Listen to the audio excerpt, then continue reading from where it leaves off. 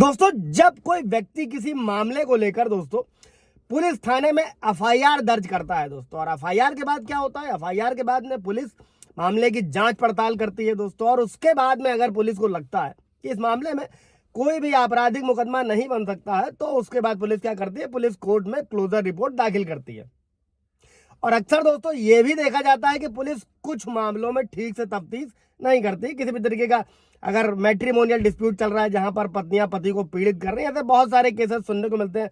कई सारे व्यूवर्स के भी सवाल रहते हैं दोस्तों, पत्नी पक्ष से झूठा मुकदमा दर्ज करा दिया गया, पति पक्ष की तरफ से जो है पत्नी को पीड़ित किया जा रहा है। तो इन सब मामलों में ये कानून आपके काम आने वाला है दोस्तों। जय हिंद, नमस्कार, मैं एडवोकेट आशीष मिश्रा। लाइक कर दीजिएगा, शेयर कर दीजिएगा, सब्सक्राइब कर दीजिएगा, ताकि ये इन्फॉर्मेशन और लोगों को मिल सके दोस्तों। तो अभी क्या होता है, पुलिस किसी भी केस में कोर्ट में क्या होता है दोस्तों, कुछ मामलों में अगर मान लीजिए पुलिस ने क्लोजर रिपोर्ट लगाई है दोस्तों, और अक्सर ये भी देखा जाता है कि कुछ मामलों में पुलिस ठीक से तफ्तीश ही नहीं करती और कोर्ट में एक कमजोर चार्जशीट को दाखिल कर देती है। और जिससे क्या होगा, जिससे मुलजिम जो होगा वो बरी हो जाएगा। कई बार दबाव के तहत सेटलमेंट का प्रोसेस भी होता है, लेकिन वो एक अलग मुद्दा है दोस्तों। अभी इसमें हम समझते हैं कि ऐसे मामलों में दोस्तों क्या पीड़ित या शिकायतकर्ता के पास में कोई सोल्यूशन है दोस्तों।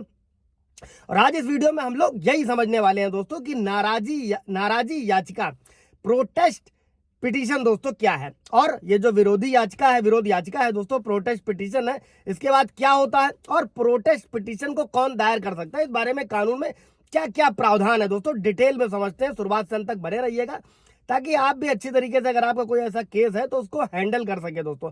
इसी के साथ में दोस्तों अपने व्यूवर्स की परेशानियों को देखते हुए, फाइनेंशियल क्राइसिस को देखते हुए एक बहुत छोटी सी स्कीम लाए हुए हैं, जहां पर जाकर अपने कोई भी 5 सवाल पूछ सकते हैं दोस्तों। व्हाट्सएप पे मैसेज कीजिएगा और जो वीडियो चल रहा है उस पर अपना नाम लिख के स्क्रीनशॉट खींच के व्हाट्सएप कर दीजिएगा, आपको आपके सवालों के जवाब मिल जाएंगे बहुत ही मिनिमम अमाउंट में दोस्तों। अभी समझते हैं दोस्तों कि नाराजी याचिका है क्या। और जब भी कोई पीड़ित व्यक्ति दोस्तों या शिकायत करता है, कोर्ट के सामने दाखिल की गई जो पुलिस की क्लोजर रिपोर्ट होती है दोस्तों, अगर उस क्लोजर रिपोर्ट से संतुष्ट नहीं है, तो ऐसे में वो व्यक्ति क्या कर सकता है, वो व्यक्ति उस पुलिस रिपोर्ट के खिलाफ कोर्ट में जो है वो नाराजी याचिका जो है दाखिल कर सकता है, जिसे प्रोटेस्ट पिटीशन या नाराजी याचिका के नाम से जाना जाता है दोस्तों। साधारण शब्दों में अगर आप लोग समझे कि जब कोई पीड़ित है या शिकायत करता है, पुलिस द्वारा जो की गई जांच है, रिपोर्ट है, उससे संतुष्ट नहीं होता है दोस्तों, तो ऐसे में वो क्या कर सकता है, कोर्ट में प्रोटेस्ट पिटीशन दाखिल कर सकता है।